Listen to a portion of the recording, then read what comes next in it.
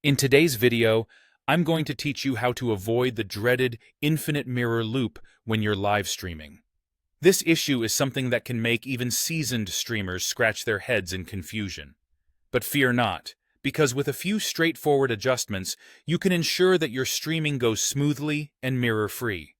The first thing you want to do is be selective about what you capture. Instead of capturing your entire screen, which might include your streaming preview, focus on capturing only specific application windows or browser tabs.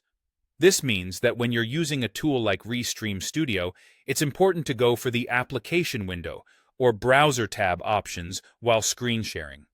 You want to avoid picking the tab or window that shows your preview, as including it can create that frustrating mirror effect you're trying to avoid. Speaking of previews, you should always aim to keep the preview out of the captured area.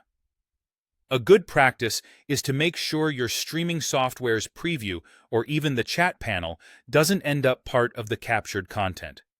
If you need to share your screen, having these preview elements on another monitor or minimized so they're out of sight can be a game changer. The goal is to prevent any part of your live stream output from being part of the capture.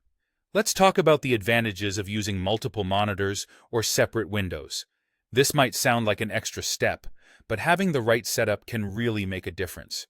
If it's at all possible, dedicate one monitor or window specifically for tools like OBS or Studio where your preview and controls are located.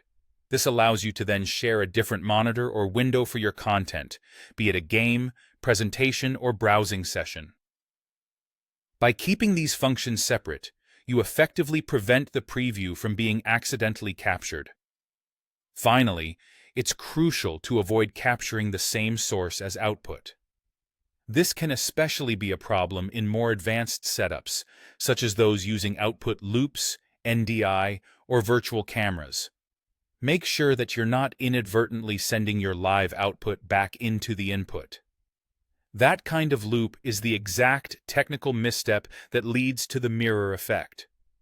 Careful attention to what each part of your setup is doing will keep everything running smooth and mirror-free.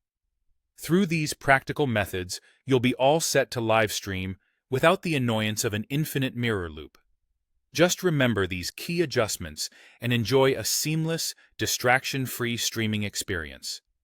Thanks for watching, and happy streaming!